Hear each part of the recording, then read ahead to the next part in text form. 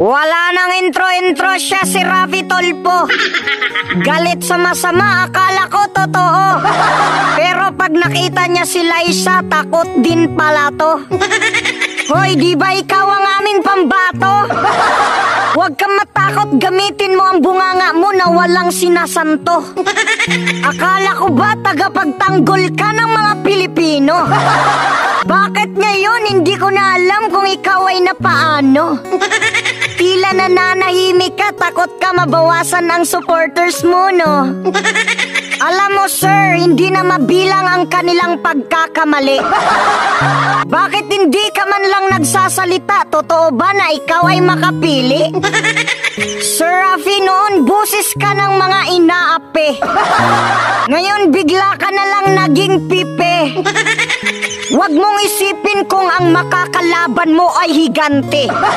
Sapat na sa mga tao na malaman nila na ikaw ay tunay na kakampi. Kaysa umasa sila sa mga tulog na parang sa umaga di pa nakahigop ng kape. Kumilos ka na, mahal namin sa Senado. Maghihintay na lang ba tayo ng sweldo? Yung batas binaboy na at tinarantado. Kaya siguro naman you know what to do. Yung mga hindi pulis, bawal magsuot ng uniforme, nasa seksyon yan nakasaad. Kapag simpleng mamamayan ang gumawa niyan, kulong kaagad. Tapos kapag pulis, okay lang na lumabag. Wow, ang galing nyo, wala kayong katulad. Mga sir, hindi ko sinasabi na pagdating sa batas kayo ay magpapiling inyo. Pero sa dinami-dami ninyo, wala man lang ni isang nagtatanong sa inyo. Tingnan ninyo yung bayan natin ngayon, sobrang mahal na ng mga presyo. Dahil yan sa mataas na tax revenue.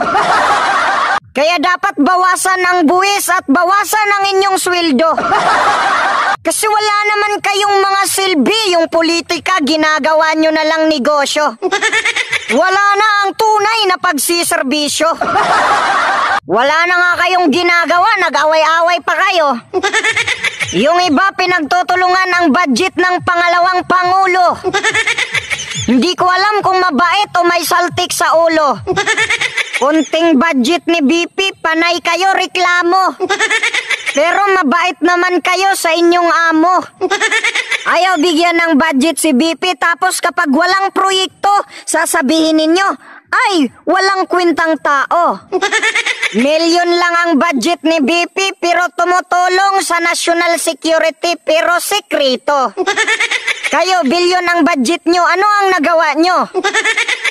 Tapos may mga vlogger pa, kung makapagsalita kay BP, parang mga walang mudo. Sobrang sakit magsalita, para ka talagang tinamaan ng judo. Nanguhusga kahit hindi sigurado. Kayong mga vlogger kayo, pag ako ang sumampal sa inyo, lahat kayo dismayado. Shiminit, sino ang tunay na pusit? Pagtingin mo sa panlabas, parang napakalinis. Pero tingnan mo ang loob, may tinatagong sos. Makasabi ka na lang talaga ng shiminit. Shiminit like shiminit. Hoy kayo, pinapalaya nyo yung mga dating adik. Tapos ngayon mga Duterte naman ang sabihan ninyo na adik. Anong klaseng bayan meron tayo? Ang daming saltik. Ang dapat sa'yo yung picture mo tatanggalin sa damit. O tanggalin nyo yan sa damit. Ayan, walang kwentang unitim. Pagkatapos gamitin, kumakampi sa mga loko-loko. Ayan, tanggalin na yan. Tanggalin na yan sa damit, tanggalin yan. Walang kwentang unitim to. Pagkatapos tulungan, sasaksakin tayo sa likod. Ayan na, kumampi siya sa mga loko-loko. Mas nakikinig pa siya sa mga loko-loko kaysa sa tunay na kaibigan. Noong panahon ni Karina, yung flood control daw ay nasira dahil binangga ng barko. Ngayon naman dahil kay Inting, bumagyo daw dahil sa hangin. Tos, yung utak nyo may hangin. Tapos sasabihin ng mga supporter nito, maka-China daw tayo. Pero nung panahon natin, hindi naman naagaw ang ating teritoryo. Nakipagkaibigan lang para malayang makalayag tayo. Oo, ngayon bilib ako kay BBM kasi lumaban kayo. Pero hindi nyo naman nabawi, hindi pa kayo makadaan, binangga pa kayo. So ano ang pinagyayabang nyo? Panahon pa ng mga dilawan nakapasok ang mga incheck sa ating teritoryo.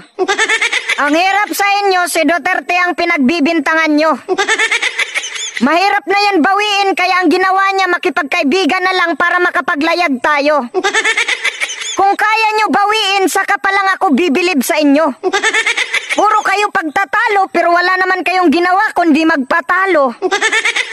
Ang yayabang, hindi naman kayang bawiin ang teritoryo, hindi naman kayang ipanalo. Pinapabugbog lang ang ating mga sundalo.